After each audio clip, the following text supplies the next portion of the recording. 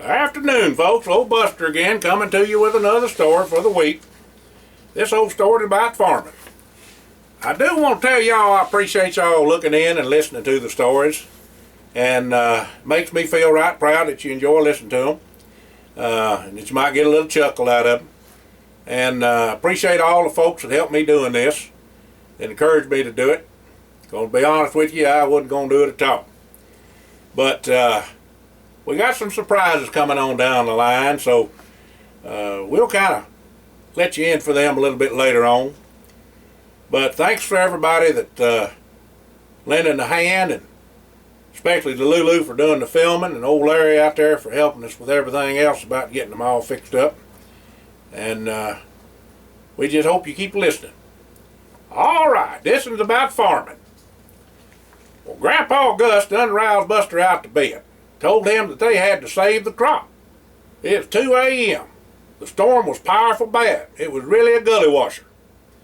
Well, Grandpa Gus and Buster got to the farm and had to stop where the gravel ended and that old Gumbo County road began. Both of them walked to the first rice field, which was a 90 on the north end of the farm. Thunder and lightning was playing havoc in the sky, and it was raining so hard you could barely see your hand in front of your face. That old Gumbo balled up on their boots and made them twice the size, and just wasn't no hurrying with that weight on their feet, you know. But they made good time as they could. Well, Grandpa Gus told Buster that he sure enough had to have his help to save the crop. The levees was busting out and going to wash the rice right on down to Indian Bayou and then to the Arkansas River if they didn't stop it, or at least slow that water down some. Well, Grandpa Gus had his shovel and told Buster he knowed it was cold for a summer night, but he was going to have to lay down in the cut till he filled her in and stopped that water.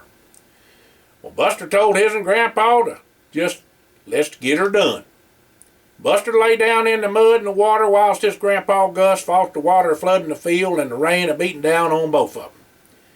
Well, Grandpa Gus was a hand and knowed he had to stop the water, and with Buster breaking the speed of the water, he just might be able to shovel enough of that buckshot and gumbo mud to fill a break in the hole. And hold it as well. We sure hoped that was the case, because if it didn't, it was all going to be gone. We're going to lose the crop.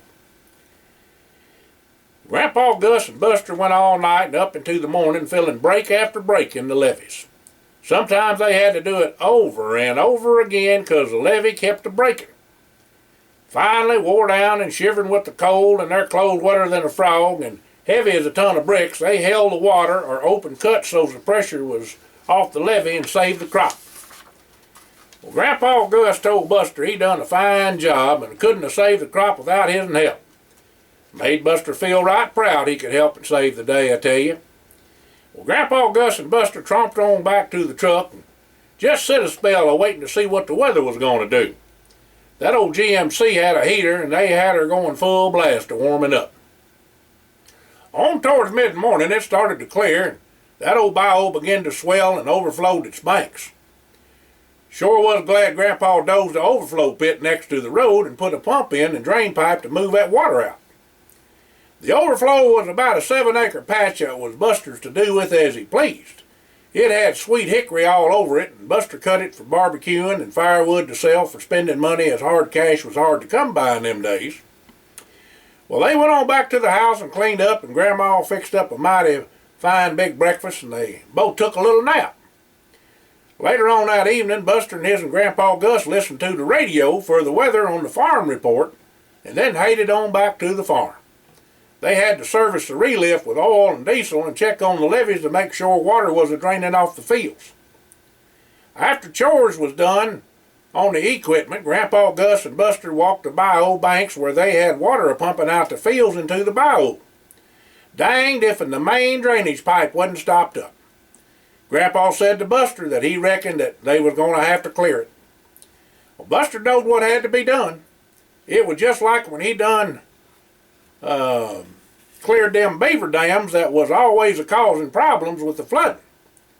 Well, Buster jumped on into the water amongst the log jam blocking the pipe. Buster had to pull out all manner of limbs and logs and other debris caught up in the jam. Now he had to be right careful like, because if he wasn't, Ain't no telling what would happen to him if it broke free. The suction would pull him into the pipe and he'd probably drown. Well, heck fire, there's dead critters and snakes and fish and frogs, a mess of other stuff he had to contend with. Finally, between him and the water and Grandpa Gus on the bank, they got her cleared. Water started moving real fast and the drain was a-doing its job. Well, Grandpa Gus and Buster lit on out back to the house again and got ready for supper. Grandma had fried okra and sliced maters and pan-fried taters and Buster's favorite right corn and fried pork chops are ready awaiting for him in no time. Like I say, Buster could eat a whole pan-fried potato skillet himself. A good cold glass of sweet tea hit the spot, and there was coconut pie with meringue on a German chocolate cake for dessert. The next day, Grandma packed her dinner bucket for the two of them, and Grandpa Gus and Buster went on back to the farm to check on things. Well, Grandpa Gus had him some of them awful smelling and tasting sardines and crackers, and Buster had him some fried bologna sandwiches. Well, Grandma always put in some kind of dessert, and Grandpa Gus would always give it to Buster. Buster dearly loved sweets, but Grandpa didn't much fancy to them, you know. That day, Buster got him a niner and some peanut butter patties and Grandpa's Gus's cake from the one Grandma baked last night. Now, I'm going to tell you about them peanut butter patties. Buster's been eating them nigh over 50 years or so. Only place you can get them is at the Walmart store now. Well, after dinner, Grandpa Gus told Buster to drive to town whilst he walked levees and get some parts and asked if Walter's pa could come on out and weld on some of the equipment that needed repairs. Well, Grandpa Gus also told Buster to stop by and tell Hired's pa that he needed his dump truck and backhoe out to the farm as soon as he could get there too. He also said if he see Jesse to tell his and pa he needed to borrow a special wrench they use for the gas company and only needed it for an hour or so, if he could spare it. Whenever he could turn it loose would be okay with him, he said. Well, Buster done all that and got on back to the farm and seed Mr. Mason on the way back. Now, Mr. Mason was a neighbor across the road in town, and his place joined theirs to the southeast. Well, Mr. Mason said he was in a pickle for sure, because that rain done took out most of his levees, and he thought he probably lost his rice crop, plus his bean fields was flooded as well. When that heat from the hot summer began to beat down on what was left of the crop, you had better have that water off or the mildew and rot would get the rest. Well, Mr. Mason didn't get out that night before, so he pert near lost all of it for the year. Well, Grandpa told Buster if they hadn't went out that night, they'd be broke for sure. Seemed like it wouldn't be that bad since they done what they done, though. If they had a break or two, they just might come out ahead, especially if prices went up some. Well, Grandpa Gus booked some rice and beans and was waiting on the markets to rise this year. He just had a feeling about them markets going to rise now. Come to find out, he was right. They had a bumper crop, and beans and rice went sky high through the roof, and Grandpa Gus made right smart of a profit that year. Well, Grandpa Gus told Buster to take on off, and he'd ride in with Mr. Mason as he wanted to visit with him for a spell. Said he could take the car. The old 50-mile Chevrolet 6-cylinder with 3 on the column called a stick shift. Well, first off, Buster went to see where the boys was and what they was a-doing. The rain shut down most things in farming country unless it was work in the shop. Buster was hungry as usual and ate a bite at Jesse's.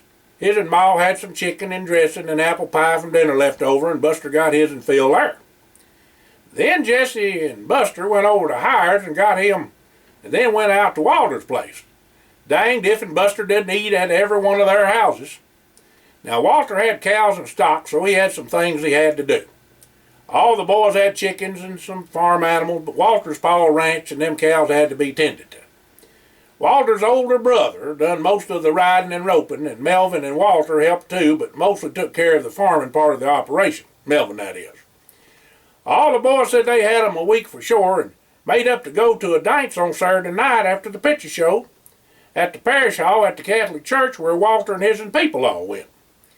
They was going to feed that night too, so they didn't want to miss that none for sure.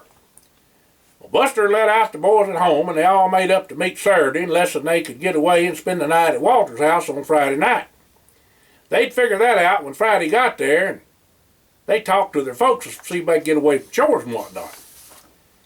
Well, they all know there was going to be some fun on the weekend. That's for sure, because they'd see to that. Them boys is a mess. Old Buster signing out. Have a blessed day.